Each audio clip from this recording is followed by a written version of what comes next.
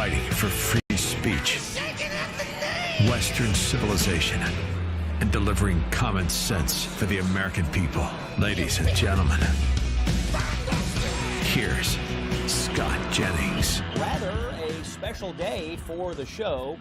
The main topic of the show today, for these next 2 hours, is it is the 1-year anniversary of Donald Trump taking the oath of office to come back into office for the second time. So we're on location today. We're doing some things over in the White House complex. We're going to have some people from the White House stop by the show over the next couple of hours. We're going to talk about some polling. We're going to interview Mary Margaret Houlihan from the Daily Wire. She covers President Trump on a daily basis. We really do have a packed show for you today, all wrapped around the 1-year anniversary of Donald Trump retaking the White House and getting here into his second term. Let me also just tell you that, as always, the Scott Jennings Show is brought to you by Ease Total Health. You know that health insurance is broken, and Ease can fix it for you. There are no deductibles. There are no restrictions on doctors or hospitals. It actually gives you the feeling that you could get health care if you needed it. It's a lot of benefits. You can use it on day, you get Ease, you can use it on day one.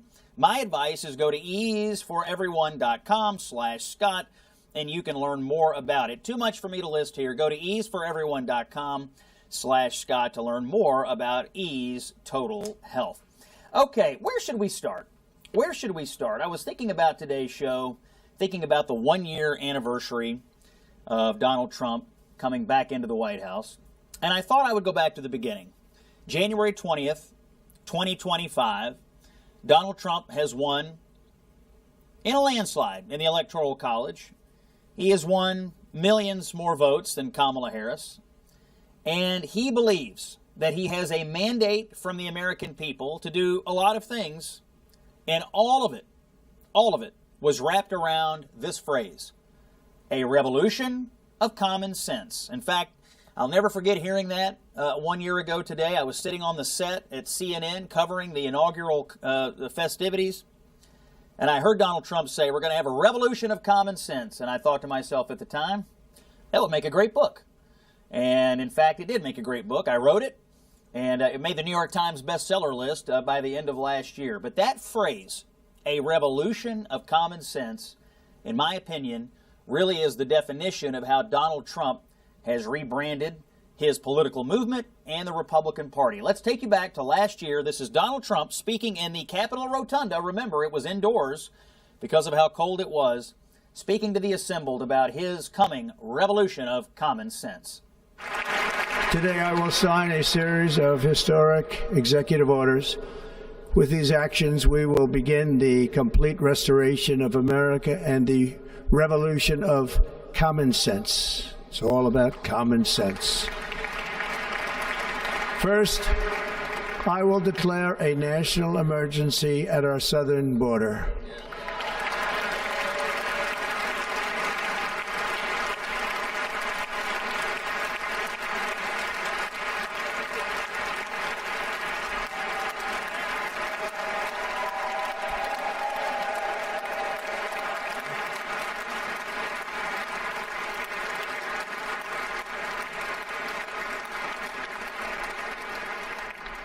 All illegal entry will immediately be halted, and we will begin the process of returning millions and millions of criminal aliens back to the places from which they came.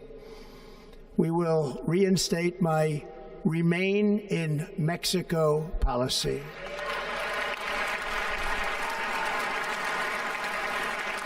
I will end the practice of catch and release. And I will send troops to the southern border to repel the disastrous invasion of our country.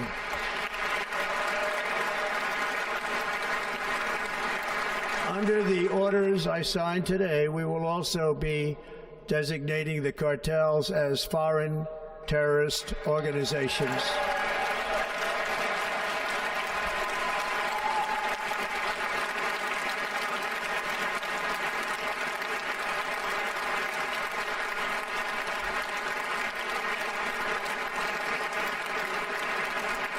And by invoking the Alien Enemies Act of 1798, I will direct our government to use the full and immense power of federal and state law enforcement to eliminate the presence of all foreign gangs and criminal networks, bringing devastating crime to U.S. soil, including our cities and inner cities.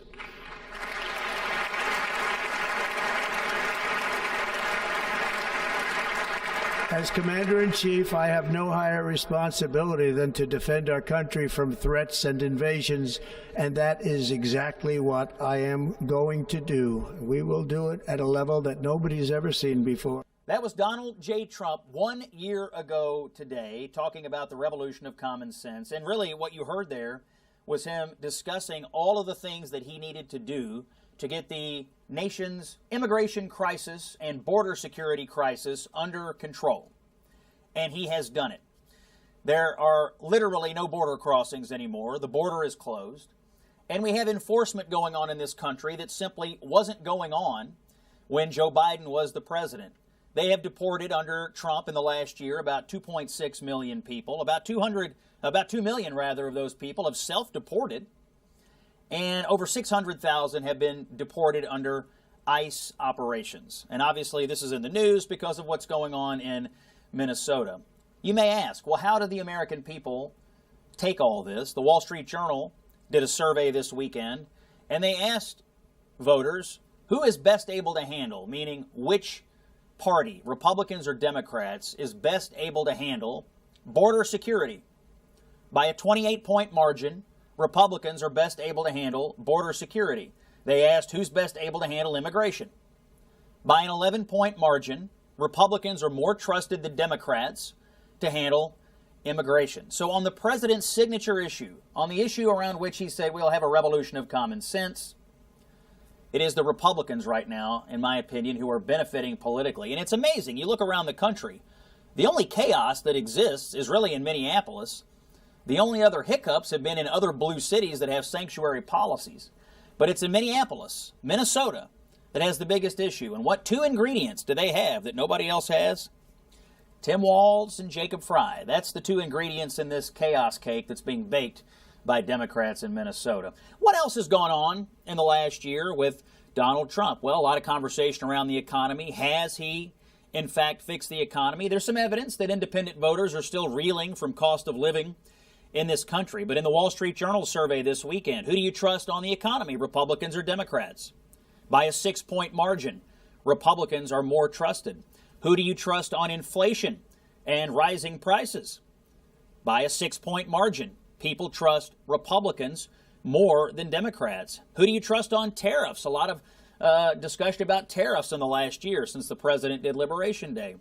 By a 2-point margin, the Republican Party is trusted more on the issue of tariffs. So even as you hear the talking heads in mainstream media talk to you all the time about how nobody is happy and this and that has gone wrong for Donald Trump, what's the truth? Well, in the latest polling, Republicans have more trust than Democrats. And on top of that, if you look at the economic numbers that have come in, GDP up, inflation down, you're seeing the economic indicators predicted by Team Trump start to come to pass. If you talk to Scott Bessent, if you talk to the president's economic advisors, they believe all of the steps they took in year one, passing the big beautiful bill, the tariffs, the reconfiguring of our trade arrangements, is going to pay huge dividends in year two. What about on the issue of foreign affairs in the Wall Street Journal poll? Who do you trust on foreign policy? By a 5-point margin, it was the Republicans more than the Democrats on foreign policy. Who do you trust on the Russia-Ukraine war? By a 4-point margin, it was the Republicans who are more trusted on the Russia-Ukraine war. Outside of immigration, foreign affairs may be the president's top issue from the first year back in office. He has settled 8 conflicts. He brought home the living hostages from Gaza back into Israel. He is steadily working to bring peace in the world and stability to the Western Hemisphere. So as we get into these issues today, we're going to talk to some people from the White House. We're going to interview Mary Margaret Houlihan after this next commercial break about her views. But the story today is it's been a year. Donald Trump is back in office, and we're at the White House, and we're bringing you all the information about it today. A quick word from our friends at Relief Factor. One of the most rewarding parts of discussing Relief Factor is that I get all this mail from people like Sandra. Sandra tells us she's been hearing about Relief Factor on the radio. She'd been listening for a couple of years. She finally decided, I'm going to do it. In her words, she said she got on the 3-week quick start, and now she feels, quote, like a new person. Sandra's own words, feeling like a new person. Try it for yourself. The 3-week quick start could be a game changer for you. Call 1-800-4RELIEF or go to ReliefFactor.com and imagine how good it would feel to be free of your pain. Coming up, Mary Margaret Houlihan from the Daily Wire discusses Trump's first year in office. It's Common Sense for the American People. Scott Jennings, a special edition of the show here on Salem.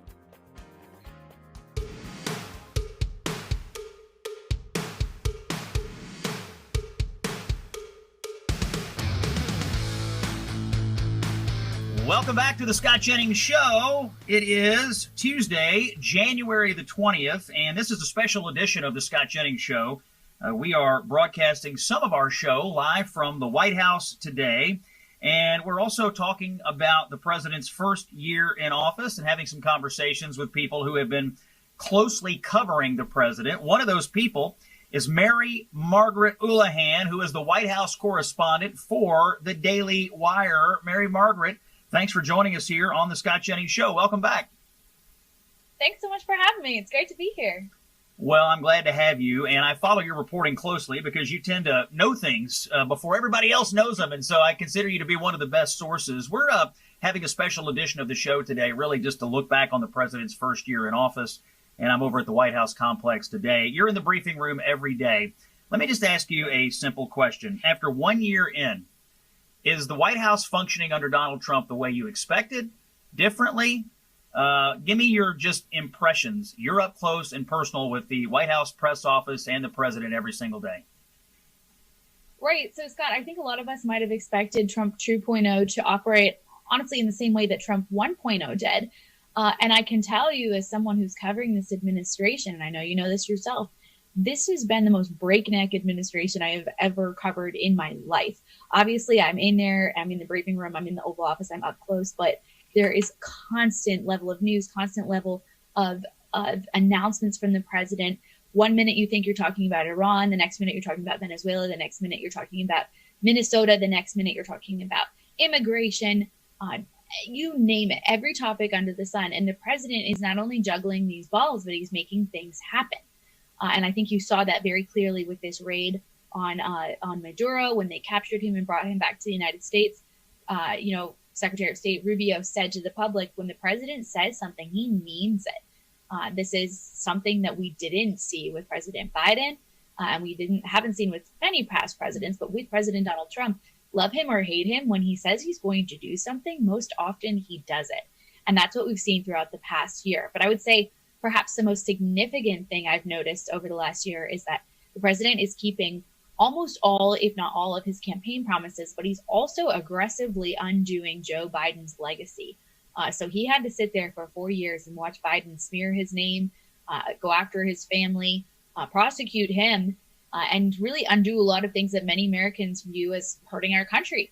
And now the president is taking very swift action to undo much of that. And there was an Axios story about this yesterday that wasn't, the language of the article wasn't super flattering to the president, but I think he and his team actually loved it, which it described how Trump is undoing Biden's whole legacy. And Biden, who wanted to be the president that came after Trump and, erased Trump, really is becoming what Axios described as a footnote in American history, whereas Trump is just literally taking the country, he's enhancing it. And a good metaphor for that is his ballroom. He's taking the White House, he's adding his ballroom, he's making the White House better. And he views this, I believe, as a legacy term, and we're seeing so much to that effect. Mary Margaret, what would you say is the president's best issue after 1 year? And what would the White House staff say? Is it immigration? Is it his foreign policy engagement and all of his foreign policy wins? If point blank they had to answer, what is his best level of success and what issue area, what would they say and what would you say? Well, I think Trump would have a different answer than the White House, perhaps. I think he might say, well, I ended 8 wars, almost 9. That's what he tells us all the time. And he's not wrong. that is a massive foreign policy win for him on many fronts.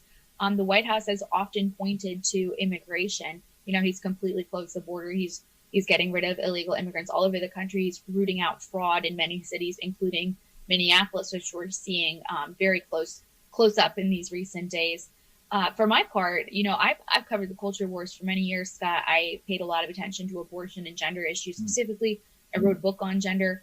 And so at the very beginning of this administration, to see him pardon the pro-life activists who were jailed, to see him pardon all of these different individuals who had spent the last 4 years fearing for their lives under the Biden DOJ, that was particularly significant to me. And it's interesting to see so many issues that I spent years covering kind of dissipate overnight. I mean, obviously, there's still hope on the gender front that there will be federal laws passed to protect kids from gender transition, or federal laws passed to protect women who have men in their sports.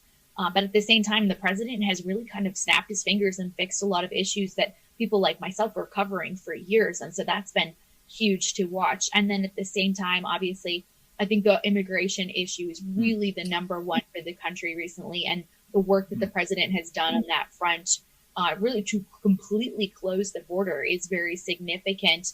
Yeah. And also, all across the country, DEI, you name it. There's so many different things we could get into, but I think the White House and Trump would say that. Yeah, I think immigration, it's been the most consequential, and obviously with the border being closed, it's hard to argue with the success. Mary Margaret Houlihan covers the White House for the Daily Wire. When we come back, a big story about a railroad merger and its effect on energy that you don't want to miss. Stay with us. Hey, it's Scott. Listen, when I prep for my CNN debates, I need to know exactly where the national conversation is headed. And it turns out it's helpful to know that in your everyday life as well. And that's why I tried out Free Spoke. Now, it's my go-to place for search and for news. When you use Free Spoke, it's a search platform that gives you the full story. You get information from the left, you get it from the right, you get non-mainstream, you get independent journalists, you get podcast insights. What you get from Free Spoke is the full story all in one place. And here's the thing, when you search on Free Spoke, you know they are not going to sell your data. It's quite something, actually. It's fast, it's private, it's unbiased. Free Spoke helps me research topics and make sure that I understand the full picture. You can have this tool as well. Just go to freespoke.com/Jennings to download their app for free. And as an exclusive for my listeners, use promo code Jennings after you download it and get 35% off the premium version. You go ad-free and you unlock deeper elite tools to have control over your information. So don't rely on incomplete information. Take control of your own information environment. See every perspective so you can think for yourself, just like I do before every debate. Welcome back to the Scott Jennings Show, common sense for the American people. Tracking a business story for you today that is attracting some attention and some questions about potential impact on energy supplies and distribution.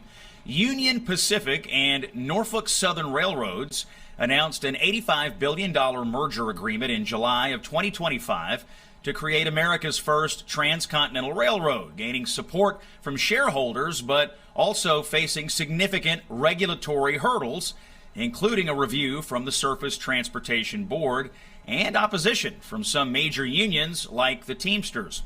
And on top of that, there are some folks out there who are worried about what this merger could do to energy distribution and energy prices for average consumers. Energy affordability, energy reliability, energy security. These are big topics here on the Scott Jennings Show.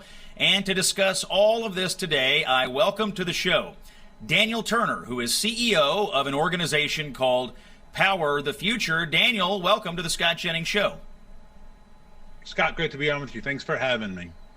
Thank you very much, Daniel. I want to dive in and talk energy and this merger and how they are related. You recently argued in a column on townhall.com that this, quote, $85 billion merger between Union Pacific and Norfolk Southern would be a derailment waiting to happen for America's energy future. Explain, my friend. Yeah, this is a really important issue because when you think about how much of our energy is transported by rail, right? Obviously, we have a very large infrastructure of pipelines, but for example, coal is never going to be transported through a pipeline. But there is a lot of oil and gas transported around the country on rail as well, not to mention personnel, equipment, machinery.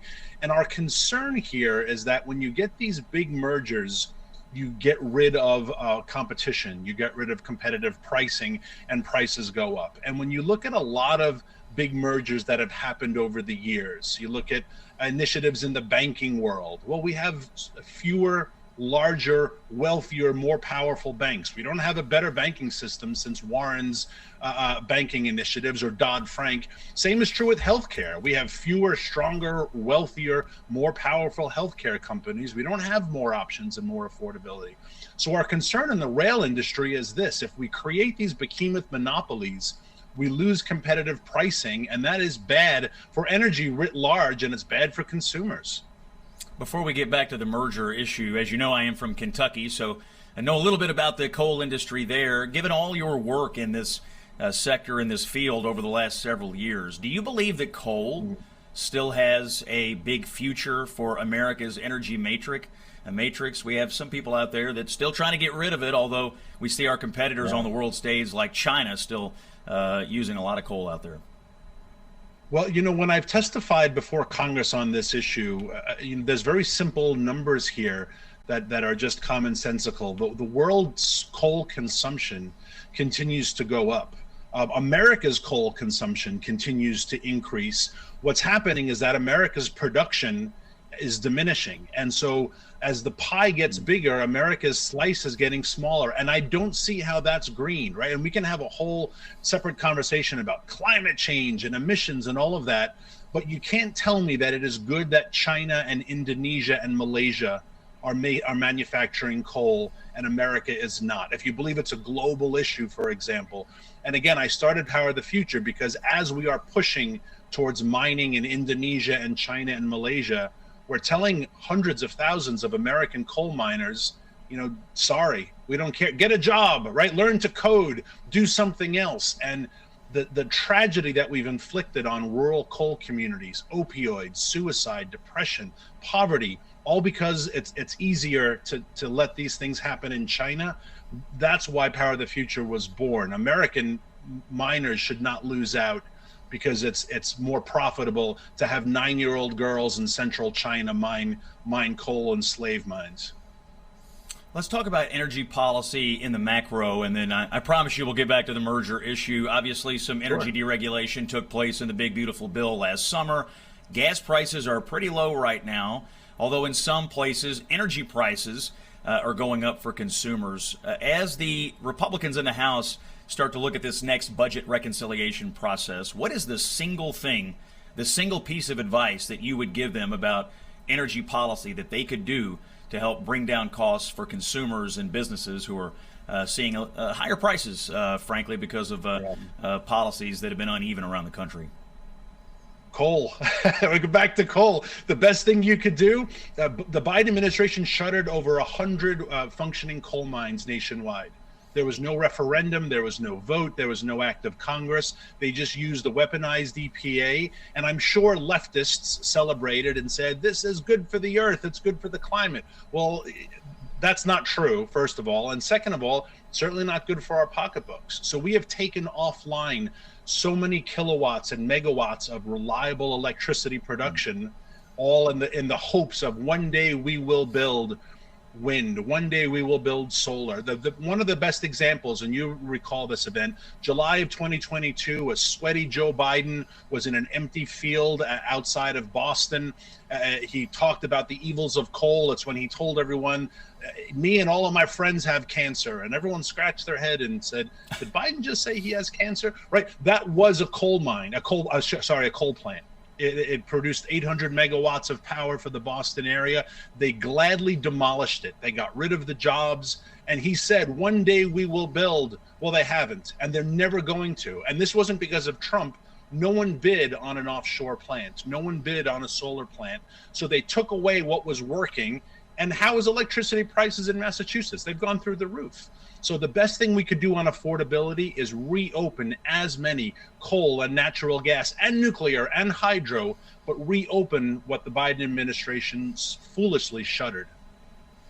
That's Daniel Turner. He's the CEO of Power the Future. Daniel, you've obviously been tracking over the years a lot about the sources of energy in this country. Now you're interested in how that energy has moved around, the transportation of that energy, which is, I think, what attracted your attention to this proposed merger of these railroads. Tell us about this op-ed that you wrote in townhall.com. Tell us about your organization's concerns. If this merger goes through, what will happen to energy prices and American energy dominance?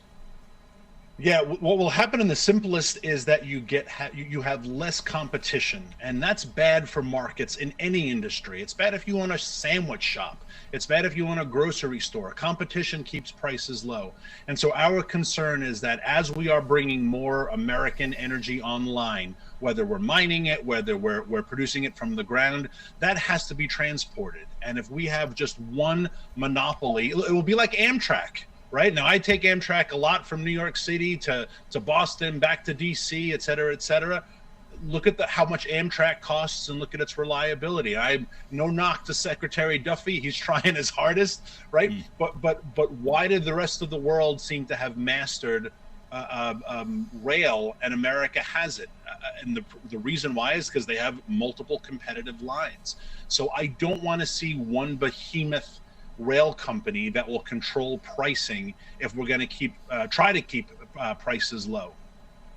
Discussing the potential merger between Union Pacific and Norfolk Southern here. So the application to get federal approval has been filed by the parties here in front of the Surface Transportation Board. I guess that happened right before Christmas. What happens next? What will the Surface Transportation Board be looking at? What questions will they be asking, and will you be engaging in that process? We are engaged in that process. We sent a letter to Chairman Fuchs expressing our concern, and we referenced a 2001 decision by the Surface Transportation Board on mergers. And their criteria is mergers have to be beneficial for pricing and competitiveness. And we're arguing this will do the exact opposite. And you know, I understand people's hesitation. You don't want to tinker with the private sector. You have to let companies operate, of course. But there is also a role for government in preventing these types of monopolies. And, you know, I used the banking example. I used the healthcare example. Even if that was not the intended consequence, and you can argue whether or not Elizabeth Warren wanted fewer, bigger banks, but if that was not the intended consequence, but that is the reality, right? The reality is we have fewer, larger, richer, more powerful companies, and that is not good for pricing. So I don't want to see that happen to rail like I've seen it happen to other sectors. We've got to get this energy out of the ground. We've got to refine it. We've got to produce it and get it to places so that affordability continues to come down. And one more obstacle would be a behemoth monopoly that is jacking up prices. Now, devil's advocate, the railroads would say, hey, if you let us merge, we'll have greater efficiencies, we'll be able to do more together, and we might even be able to drive prices down overall in the rail business. How would you answer that retort from them? Yeah, the best example of what's going to happen in the future is what has happened in the past. And in the past, as we've seen these mergers happen, we've seen affordability go through the roof. We've seen pricing go through the roof and options. And that's just not just in the rail space. That's an industry writ large. And we do better as a free market when we have more options, more competition in the space. That's what keeps prices low. And the simplest example is just, you know, look at your local town. If you have 3 or 4 grocery stores, that's a hell of a lot better than having just one. If you have 3 or 4 coffee shops, that's better than having just one. And we want coal miners and we want oil and gas workers to say, hey, we've got options what railroad we're going to put our product on. If there's only one option, they will now set the price. That's just human nature. That unfortunately, that's just how the world works. It's a responsibility of government to make sure that doesn't happen. Okay, you've laid out the potential harm that this merger would cause. Do you believe the Surface Transportation Board or the people who are serving on it now agree with you? Is it a little mysterious where they are? Do you have any idea where their leanings may be as this process begins? I don't. The only newest development in large-scale mergers that have made national news is the Netflix one that President Trump even took to Truth Social and said this would not be a good thing. So my hunch is that the president and his administration are in tune with this to say, yeah, we don't want big monster companies to develop. We don't want these things to get too big. We want options. We want affordability. We want competitiveness. So I'm hoping that that's the direction that we continue to go as a country. That's just classic capitalism, classic belief in free markets, and this concern of corporatism that kind of then tends to dominate the conversation. 10 seconds to go. Daniel, you are the founder and executive director of Power the Future. Where do we find your organization on the internet? Powerthefuture.com, and you can find this letter and all the other stuff we do to support American energy workers. And thanks for having me on your show, Scott. It means a lot. Thanks for being here today. Daniel Turner, founder and executive director of Power the Future. Common sense for the American people. More when we come back. Welcome back to the Scott Jennings Show. Coming up on the end of the first hour here, and it is the one-year anniversary of Donald Trump taking the oath of office for a second time. And we're doing the show today from the White House complex. We're looking back on the first year of Trump in office, and we're going to do that in the next hour with some really, really special guests. We have Judge Jeanine Pirro, who is the district attorney for the District of Columbia. She wants to talk about crime fighting in the District of Columbia. We have the Secretary of Education, Linda McMahon, is going to talk about efforts to close down the Department of Education and reduce that bureaucracy. We have Dr. Jay Bhattacharya, who is the director of the National Institute of Health, talking about recovering public confidence in the health regime in this country following all the mistakes that were made in COVID. Also, a little bit about the Make America Healthy agenda. And I think the interview of the day is with Todd Lyons. Todd Lyons is the acting director of ICE. You've seen him on television, no doubt. He is in the middle of this situation in Minneapolis, Minnesota. He's overseeing all ICE operations in the country. We have 4,000 ICE agents and staff and personnel in Minneapolis. We're going to talk to Todd Lyons about that. And I want to give you a little taste of this interview. It's coming up at 33 minutes past the next hour. But Todd Lyons made a couple of things very, very clear. Number one, it is the position of the Trump administration to ask and hopefully get cooperation from Minnesota. If they did that, what would happen? ICE agents would be reduced in Minnesota because they would be getting cooperation, and the transfers of the aliens would happen in the jails. And number two, I want you to hear that. I'm going to play this right now. Listen to what happens when an ICE agent in Minneapolis comes under attack out in the field. You will not believe your ears. This is the acting director of ICE, Todd Lyons. Here's a little teaser of our full interview coming up in the next hour. Let me go back to this issue of cooperation, and because I think this is getting lost in all of the back and forth. Is it the position of the Trump administration that if Minnesota officials, Governor Walz and Mayor Fry and the police there, if they would cooperate with ICE in the same way you're getting cooperation in, say, Dallas or places in Florida, anywhere in the country, that the ICE presence that you have would not be necessary? 100%. And, if we had that cooperation, like I said, in the jails, or better yet, if we had the cooperation when our officers and agents are attacked on the street, we wouldn't see this many people out there. Now, let me ask you this. If an ICE agent is attacked on the street, what does the Minneapolis police do? Right now, they don't do anything. An ICE agent comes under attack, say like the story the other day where the agent was hit with the shovels by the 3 Venezuelan nationals. The Minneapolis Police Department does not respond to help the ICE agent? No, and that's the problem with a lot of these jurisdictions, is they're pitting law enforcement officers against each other. So it's not a red state or a blue state issue. I can give you a great example. While the city of New York may be a sanctuary jurisdiction, the NYPD will come out and assist us or come out and squash any type of protest before it starts. So let me just, for the record, you're asking here on the Scott Jennings Show today, your appeal to Minnesota would be, please cooperate with us and please allow the Minneapolis police to assist fellow law enforcement if they come under attack. Yes, I would say please turn over your criminal illegal aliens to us in a secure environment so you don't have us out on the streets. But if we are on the streets making those arrests, help protect our agents and your neighborhoods by keeping these protesters at bay. That was Todd Lyons, the acting director of ICE, and we have so much more with Todd Lyons. I'll tell you what I did with Todd. He just left here, by the way.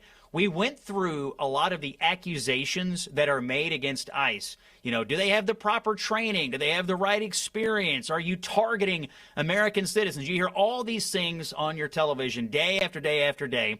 I went through all of these accusations with Todd Lyons. You hear the accusations, you are going to get the truth of the matter from Todd Lyons coming up in the next hour. It's Common Sense for the American people. Scott Jennings broadcasting to you today from the White House complex. 1 year ago, Donald Trump put his hand on the Bible and he took the oath of office and he promised the American people a revolution of common sense. Has he delivered? My opinion, he absolutely has. And he's trying to change this country and recover this country and restore this country from a disastrous 4 years under Joe Biden. It was a disaster for the economy because of the inflationary policies. It was a disaster for criminal justice. They didn't want criminal justice laws. They didn't want laws and criminals enforced or taken off the street. It was a disaster for immigration, for border enforcement. They're telling ICE, don't enforce the laws. It was a disaster on the world stage because of American weakness.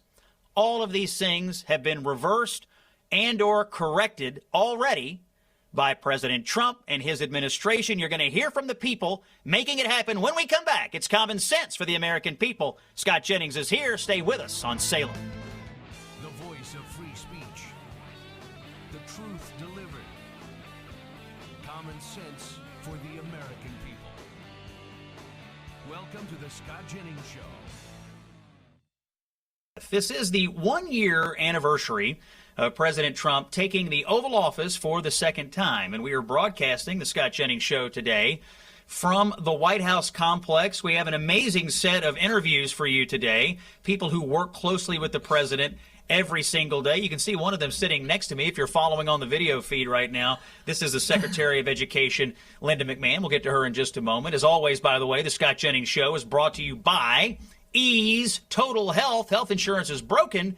Ease makes it better. There's no deductibles, no restrictions on doctors, no restrictions on hospitals. It's a set of benefits that you can use on day one. Learn more about Ease. Go to easeforeveryone.com/Scott. It's Common Sense for the American people. And we are here, Secretary McMahon, on the 1 year anniversary of the president taking the oath of office. And in his inaugural address, he said to the American people, I will have a revolution of common sense. Has the president delivered on the promise?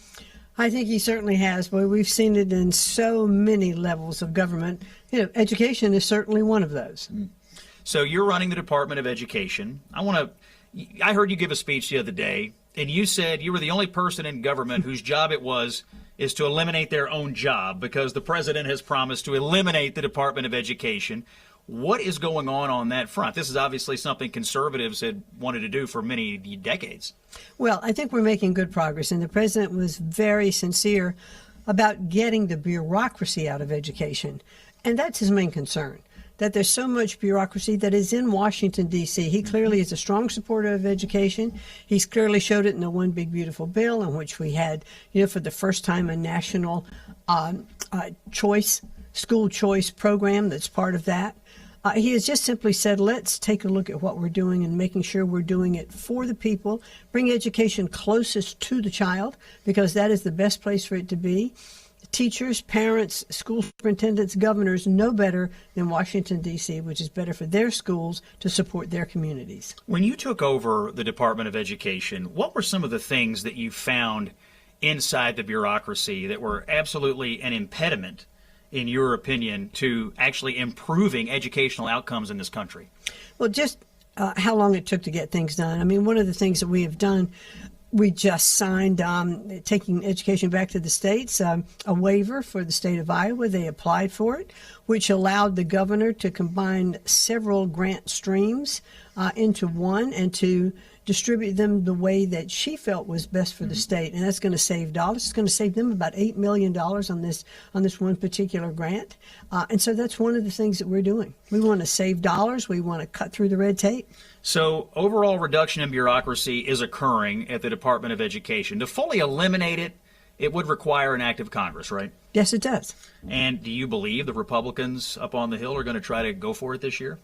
We certainly are pushing strongly for it. There'll be measures that are already being put into place that will continue, more of them continue to be put into place for this year. I call it a proof of concept. You know, we're signing interagency agreements to move some sections of the department to other agencies, letting them work, letting people work together.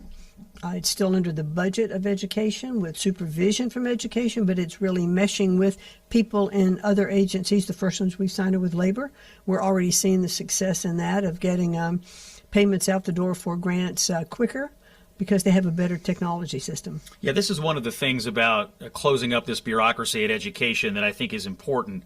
It's not like you're eliminating services. You're moving them to other parts of the federal government under your supervision. People are still interacting with the educational programs. It's just we're reducing the bureaucracy, streamlining those interactions. Well, yes, absolutely. And take, for instance, there were 23 workforce programs in government that were part of, you know, not only education, but across all different agencies. So we've consolidated those and moved them into the Department of Labor. Doesn't that make sense? Isn't that part of the common sense measure the president's looking for? Sounds like common sense to me. Let me also go into another aspect of your job. You are part of a big group that's working on the 250th anniversary of our country.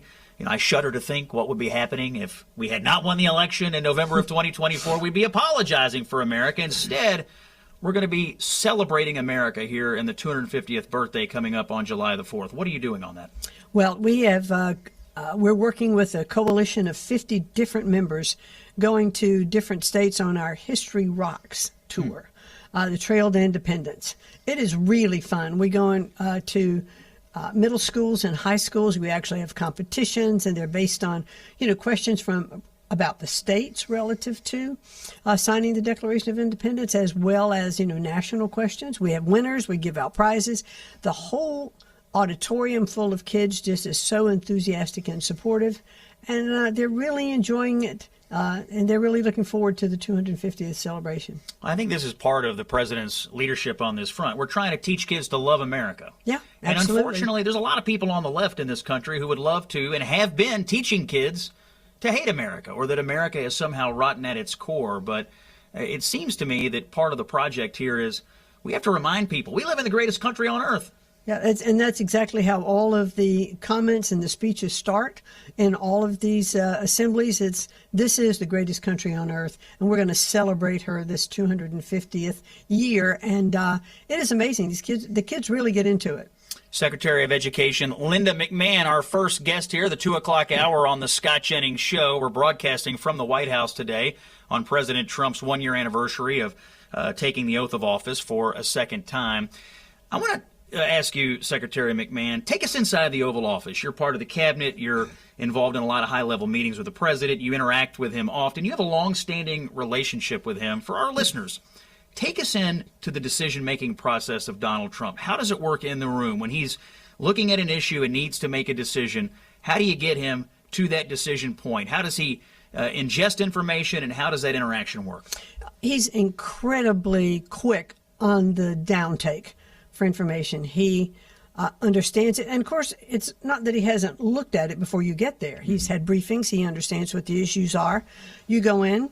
He expects you to really know your position very well. He can grill you, and he really expects you to know the answers. But he's very decisive. He'll either give you a clear direction when you're leaving about other things you need to look at, or he'll make a decision while you're there. And you don't ever have a question about where you stand or where his direction is. He's great to work for. He's a great boss. Talk to us about the interplay with the cabinet. It seems to me part of the ethos of Trump 2.0 here is that he's got the cabinet and the staff that matches his leadership style, and it feels like that is filtering out to the government, where you have a lot of cohesion among the different cabinet officers. Give us some personal color on the interplay between you and some of the other cabinet secretaries. Well, it's an unbelievable collaboration. This is a cabinet. First of all, we know each other. A lot of us knew each other in the first administration or through America First Policy Institute. We really do work together. We understand that if labor is working on a project that might involve SBA, that might involve ed, we all get together. We talk about it. We will do press conferences. We'll do meetings on the road as we tour the different states. An incredibly, not only collaborative, but corroborative cabinet. So we got about a minute to go here, Secretary McMahon. We know what you've been working on in year one. We know you're working on the 250th anniversary project. What are some other policy or leadership issues you're working on for year two at the Department of Education? We know you're trying to shut it down, but as you think about planning for the next 12 months, what can the American people expect out of your office? Well, you can certainly expect us to continue to enforce Title IX. I was on the Supreme Court steps last week. We're hopeful that the Supreme Court will make a pretty quick decision on this. We want to make sure that our colleges and universities continue to operate as those centers for truth seekers, that they are doing away with any anti-Semitism or any kind of discriminatory policies that they have, that they vet students who are coming in, that grades are based on merit and not grade inflation of just pushing people along. So we have a long list on higher ed, and then middle schools as well, looking at different pathways to jobs. We have a workforce shortage in this country, so we want to make sure that community colleges and other schools are working to create those pathways. That's Secretary Linda McMahon. When we come back, Dr. Jay Bhattacharya is here on Salem. Really appreciate Linda McMahon coming by today, a big part of the president's administration. A quick word from our friends at Relief Factor. You know, one of the most rewarding things about talking about Relief Factor is we get these stories, we get letters, we get testimonials from all sorts of customers out there. I want to tell you the story of Sandra. She had been hearing about Relief Factor on the radio for years, and she finally decided to try it because nothing else was helping with her back pain. Here's the quote: "With the 3-week quick start, I just went for it. Now I feel like a new person." That's what Sandra is saying. And I'm going to tell you, we're using it in the Jennings household. My dad's using it.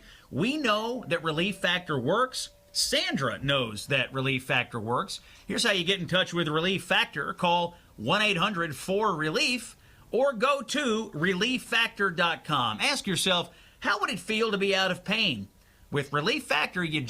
And welcome back to the Scott Jennings Show. It is the 1-year anniversary of President Trump retaking the White House, and we are broadcasting today from the White House complex. We have great guests lined up for you, including the guy sitting right next to me, Dr. Jay Bhattacharya, who's the director of the National Institute of Health. Doc, welcome to the Scott Jennings Show. Scott, thanks for having me on. It's an absolute honor. Well, we're glad you're here, and we're glad you're in your job because, and this is where I want to start, it seems to me that one of the big jobs that you had when you took this appointment from President Trump was to rebuild public confidence in the public health regime. After COVID, a lot of people had a lot of questions, and a lot of people thought they were lied to and misled. What did you find when you arrived, and how have you tackled that important issue? I mean, first, you're absolutely right. I mean, the school closures, the mask mandates, you remember the plexiglass everywhere, none of that did anything, and other than like cause us all distress. And we had among the highest all-cause excess death rates in the world from during COVID. But science is still important. Science is still central to if it's functioning well, it does cures. So what we've done is we've refocused the NIH on things that actually matter for the American people. We got rid of all the DEI. That was a huge lift because people had to sign essentially DEI loyalty oaths inside the NIH. Got rid of that. Got rid of the funding for the DEI. And it's still going to courts that were involved. And what does that mean? Does that mean science was being wrapped around DEI regulations instead of being the preeminent issue in the department? I mean, basically, it's a question of mission. The mission is to is to do research that extends life and cures people, right? That's the mission. The mission had extended to solving social justice problems. A lot of the research agenda focused on documenting differences and attributing it to systemic racism, differences in race and certain outcomes. Instead, now we're saying it's for everybody, whether you're black, white, whatever. We're going to focus on research that makes you healthier. So on that front, one of the big announcements from the Trump administration and the MAHA agenda has been around the dietary guidelines, which just came out. Your NIH was very instrumental in putting this together. What should Americans know about the new dietary guidelines? Well, it's a huge sea change, Scott. It puts eating healthy food, eating real food at the core of the dietary guidelines. It restores the science that underlies the new dietary guidelines has been looked at for years, and yet it never came to the public consciousness. Like, so for instance, dietary fat. Remember how fat was bad for you? I remember. You remember how eggs were bad for you? I remember. The science... And you're talking to a chicken farmer, and I know that's not true. Eggs are good for you. It's nature's superfood. Well, that's the funny thing. Like, I grew up, our family was scared of eggs. Yeah. I didn't have an egg till like I was in college. Oh my goodness gracious! And then it was like egg whites. They were terrible, Scott. Yeah, I know. And it was because go for the whole egg. That's my advice. That's what I eat now. They're superfood. They're fantastic. So dietary guidelines is a big accomplishment of year one at the NIH. Let me ask you about year two. You are working on something called the replication crisis. You mentioned this to me earlier, and I'm going to be candid with you. I've not heard of this, but this is a big issue going on in the background that the American public needs to know about. Yeah, so it turns out a lot of science that we fund, not just science generally, including biological sciences, people publish papers and top journals, but it turns out that when independent people look at it, it doesn't replicate, doesn't that same thing. You don't find the same thing. That actually was the core of the trust crisis during COVID. You had authority determining what was true or false in physical reality, rather than sort of independent scientists looking at the same thing. We're going to change that. We're going to fix that with the NIH. We're going to fund people to check the science of other people, and we're going to make replication the core basis of truth rather than authority. How do you think things are going? We've got about a minute and a half here. What do you think? How do you think things are going out there with research? I mean, there's been a lot of conversation the last year about research going on in universities, funding for research, what kind of research is being done. What's the relationship between NIH and all these researchers out there who are, doing what you said you want to do, which is try to get to cures, try to make people healthier? I mean, that's the NIH is the single most important biomedical research institute support in the world. It sets the direction for scientific research. When you had an NIH that was focused on DEI, focused on dangerous gain-of-function work, focused on really ideological crusades, it went astray. Under President Trump and Secretary Kennedy, we're now focused on research that advances the health and longevity of the American people. It's a world of difference. We're taking authority. Just because I say something is true doesn't mean it's true. Instead, it's independent scientists looking at the same thing, finding the same answer. That's the key idea that will drive research forward. That's Dr. Jay Bhattacharya. He is the director of the National Institute of Health, and you've had an eventful year, the dietary guidelines, restoring public confidence from COVID. You've got this replication issue, a lot of research issues out there. I know you've been very busy. We're grateful for you coming by to stop here on the president's one-year anniversary of retaking office. When we come back on the show, important interview, Todd Lyons, the acting director of ICE, is here. Don't miss it. It's common sense for the American people. Stay with us. Welcome back to the Scott Jennings Show. Tuesday, January 20th. Common sense for the American people here on Salem. We're broadcasting the show today from the White House complex. It is the one-year anniversary of Donald Trump retaking the White House. And in his inaugural address, he said, "We'll have a revolution of common sense." And a lot of that in that speech was aimed directly at ending the Biden border crisis and getting immigration enforcement under control. And our special guest to talk about all of that, Todd Lyons, who is the director of ICE. Todd, welcome back to the Scott Jennings Show. Thanks, Scott. I appreciate it. So you're obviously in one of the most stressful government jobs right now because of what's going on in Minneapolis, the job that you were given to do around the country. What I'd like to start with is just to let you talk a little bit. Your view of Minneapolis right now. We have a lot of ICE agents on the ground. We're in the news every day. There's a lot of issues going on. When you wake up in the morning and when you go to bed at night, what is your holistic view of this situation? How is it going? Why and how could it be better? Sure. Well, the big thing, Scott, I hope, the American public remembers is the fact of why we got there in the first place. We were there, Homeland Security Investigations was investigating a $9 billion fraud scheme. Yep. Originally, that's what we went there for. At the same time, though, we were always on the ground doing our ICE immigration enforcement mission, right? So we've always been in Minneapolis. It's nothing new. We are out there arresting the worst of the worst. One thing that's really frustrating for us is you constantly hear all the time, if ICE shows up with a criminal warrant, if a judge signs off on this case, we'll support you.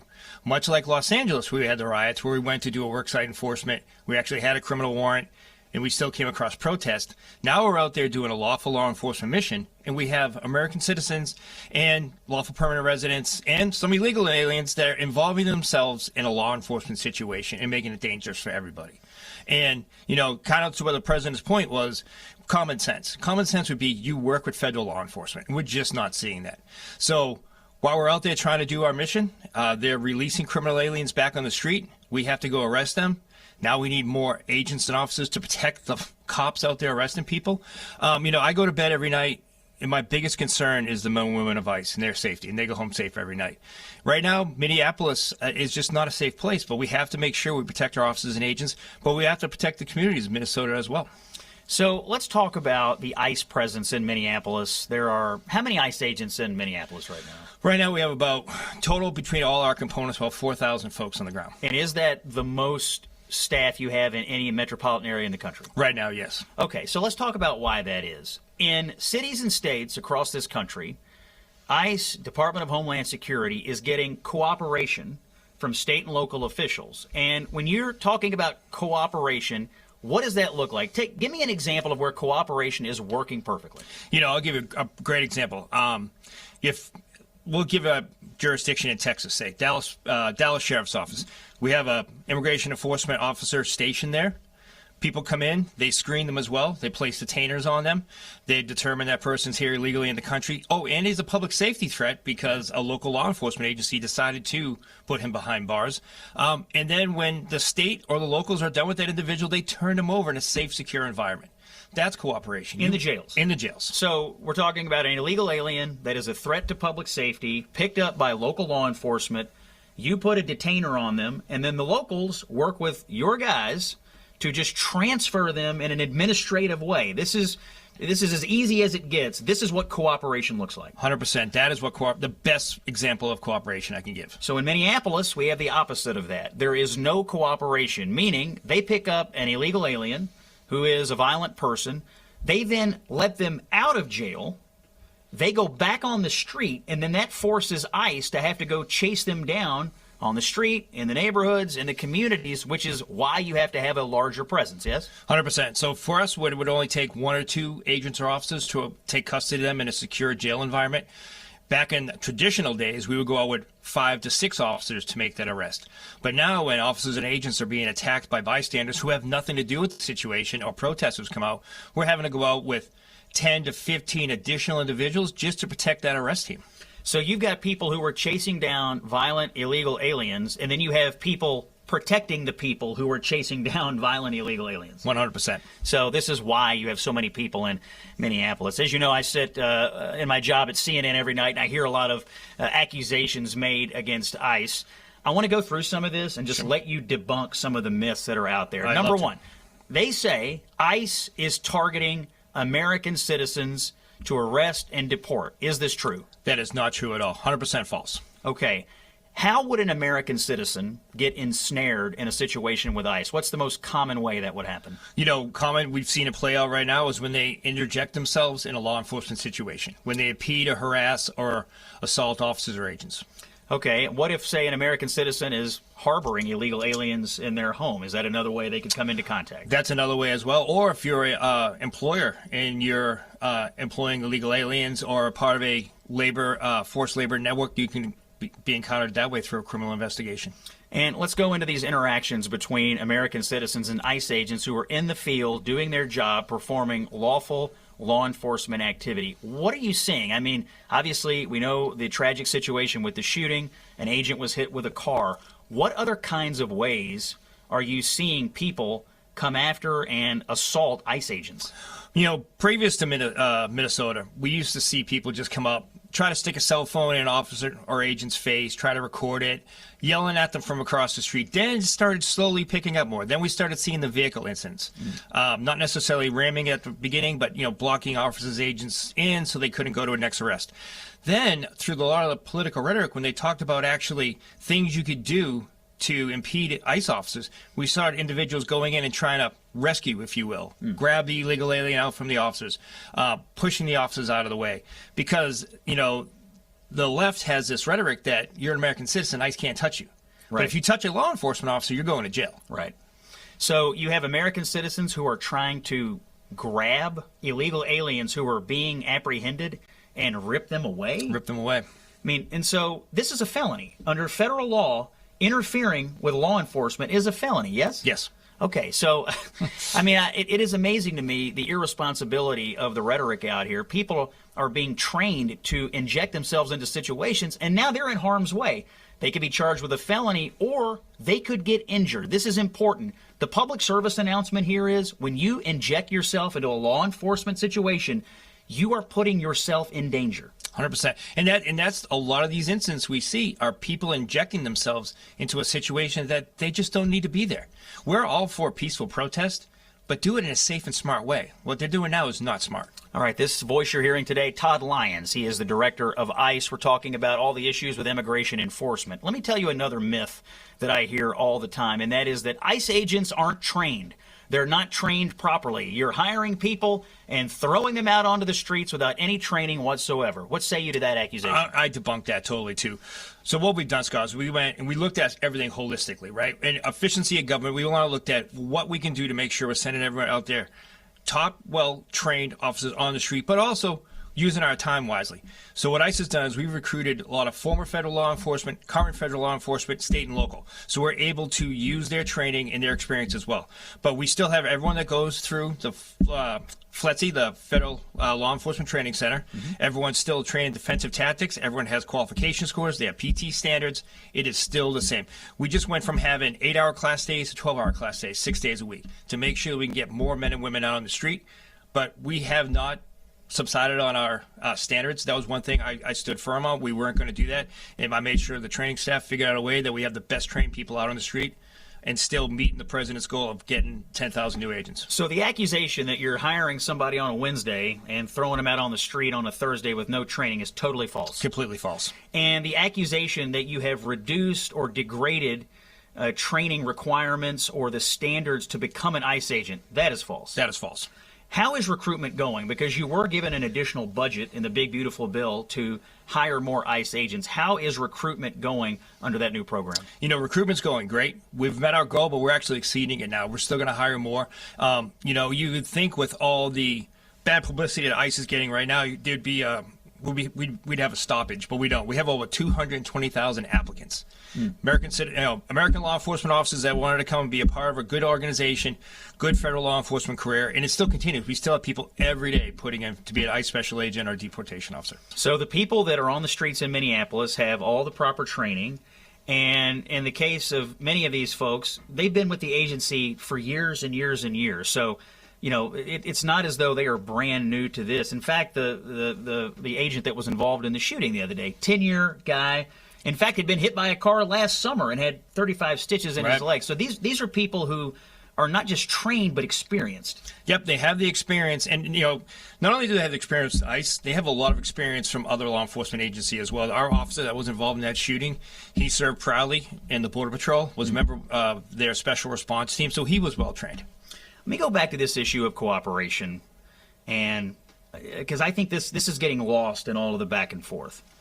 Is it the position of the Trump administration that if Minnesota officials, Governor Walz and Mayor Fry and the police there, if they would cooperate with ICE in the same way you're getting cooperation in, say, Dallas or places in Florida, anywhere in the country, that the ICE presence that you have would not be necessary?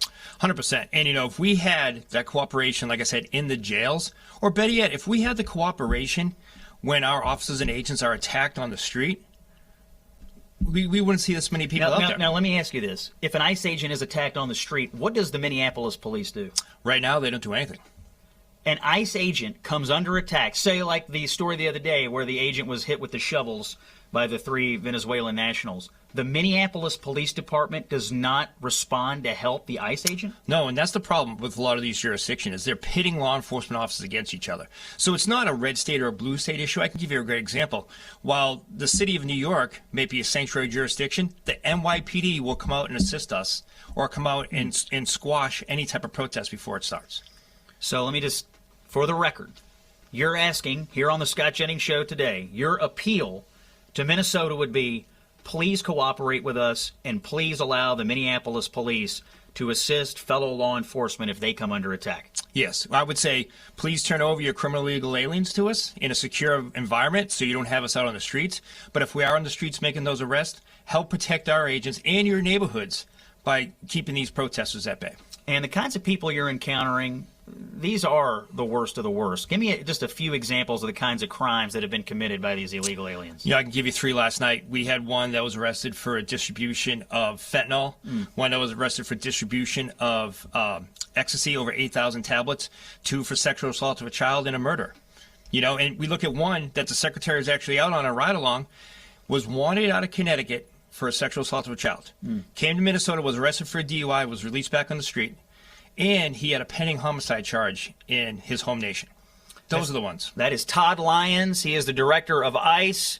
He is obviously dealing with a situation in Minneapolis right now. Director Lyons, thanks for helping debunk some of these myths. We're going to take a break. When we come back, we've got Judge Jeanine Pirro stopping by here at the White House. It's Common Sense for the American people. Scott Jennings, stay with us. And thanks to Director Lyons for coming by. A quick word from our friends at Done with Debt. If you are stressed about getting out of debt, you need to hear this news. According to the Fed's latest survey, many banks have tightened their standards, and that means right now may be your best window to negotiate settlements before these lenders tighten up even further. Done with Debt is one of the best organizations I've ever seen at navigating debt relief. In fact, last year was a record year. They enrolled over $100 million in debt for our listeners and others. Here's how you get in touch with it. Visit donewithdebt.com. Talk to a debt specialist. It is free. It takes but a few minutes. Donewithdebt.com. They will get you through the debt relief process so you keep more of your paycheck every month. Imagine waking up without that weight on your shoulders. You want to make the call today. Visit donewithdebt.com. It's free. It takes a few minutes. Take it from me. These guys know what they're doing. And welcome back to the Scott Jennings Show. Common Sense for the American people. Rounding out the show today as we look back on President Trump's first year in office, back in the White House. Judge Jeanine Pirro is our cleanup hitter today. Judge Jeanine, thanks for coming by the Scott Jennings Show. First time we've actually met. Yeah. And first time you've been on the show. I got to ask you, you had everything. Famous media person, great show, great life, and yet you laid it all down to come back into public service. Why? First of all, you left out the most important part of my life, hair and makeup every day. That's right. Okay? I gave it up because law enforcement is where I started. It's my wheelhouse. I was a prosecutor, judge, a DA. It was the best job in the world. And I saw in D.C., when the president asked me, I saw a place that was simply a disaster, the 4th highest murder rate in the country a couple of years ago. And I said, you know, this is made for me. I'm going to give it all up, but I'm going to be me. This is who I am. 32 years. I mean, I was a judge as well. It was, for me, a dream job. And then I came to D.C. Yeah. Well, let's talk about D.C. As you mentioned, I mean, a lot of problems here, but President Trump intervened. Yeah. We had National Guard come in. You also had a real focus on just day-to-day law enforcement in the District of Columbia. How much better is it today than when you got here? The change is not only palpable, it's visible. We've, since the surge in August of 2025, we've made 9,050 arrests, 900 and some odd guns off the street. That means that they can't be used in carjackings, robberies, murders, and we're making criminals accountable. My office is prosecuting crime. My predecessor in the Biden administration didn't prosecute 60% of the arrests. So now we're prosecuting more crime than ever in the history of the district. I make it very clear we take this stuff seriously. You're going to be accountable. I want to change the laws. I'm tired of the D.C. Council and their ridiculous laws that allow judges to have criminals walk after they shoot someone through the chest in a public place. And they say, after I get a conviction, finally, they say, okay, you know what? You should go to college. Goodbye. This is a place that can be changed. The president, to his credit, has done so with the surge and the federal enhancement. That's all it takes. Look, you don't need to be a rocket scientist to fight crime. You make criminals accountable. You make sure you have a prosecutor who understands the mission, and then you change it so that people can have businesses, they can live in the district, their kids can be safe going to school. I want to lock up these young kids, these crews who are part of the gangs that go out with guns. Everybody's got a gun shooting at each other. They killed an intern who was working in Congress. Yeah. I mean, the Doge kid who got the hell beat out of him, but for the grace of God, a cop drove by. He might have been killed as well. Look, this is all it takes. I love the job. I love what I do. Crime is down, more violent crime more than 30%. Homicides down 60%. I mean, we have changed the landscape in the district. You're seeing these criminal justice policies, though, manifest themselves negatively all over the country. Anywhere you have radical left local politicians in charge, they immediately move to reduce penalties on crime. Even in the District of Columbia, what is the deal? Like, if you're below a certain age, they basically don't prosecute you, even if you commit serious crimes. Well, they believe that there's something about your prefrontal lobe is not developed. Let me tell you something. If somebody gets shot by a 15-year-old, that shooting is the same. It doesn't matter how old the person was who pulled the trigger. That's why I believe that we've got to lower the age of accountability. Only Congress can change that law. I think the D.C. Council has lost it. They've lost it for years. They've got something called the Youth Rehabilitation Act. They've got the Incarceration Reduction Act. I don't know what these people are thinking, but they brought on the highest crime rates. They brought on the highest murder rate. And we are turning that around totally because of the president. So there's been remarkable improvement on your watch in the District of Columbia. That's year one. What can we expect out of your office year two? What are your priorities in the next 12 months? Well, obviously, to continue to fight crime, to get the laws changed. But let me tell you, what people don't talk about is the international aspect of my office, Scott. The truth is, we've got the Pan Am 103 Lockerbie bombing case coming up in July of this year. The fuselage was just brought over from Europe to the United States. We've got the Capitol murder case, the two Israelis who worked at the embassy. Oh, terrible. They were shot within a few minutes of me coming here. Yeah. We've got the National Guard shooting case that is my case. We've got a lot of cases, by the way. You know all those Venezuelan vessels? Who do you think wrote the warrants to take those vessels down, to give the United States the ability to go on those vessels? My office. We have an incredible office. I love it, and we're going to continue to fight the fight. That is Judge Jeanine Pirro. She is the United States Attorney for the District of Columbia. She's like the Batman right now of the Department of Justice in Washington, D.C. If you want criminals taken off the street, you hire Judge Jeanine. We're wrapping up. That's the end of the second hour. We've been at the White House all day. 1 year in office for Donald Trump. I hope you enjoyed it. Common Sense for the American People is back tomorrow. Thanks for listening.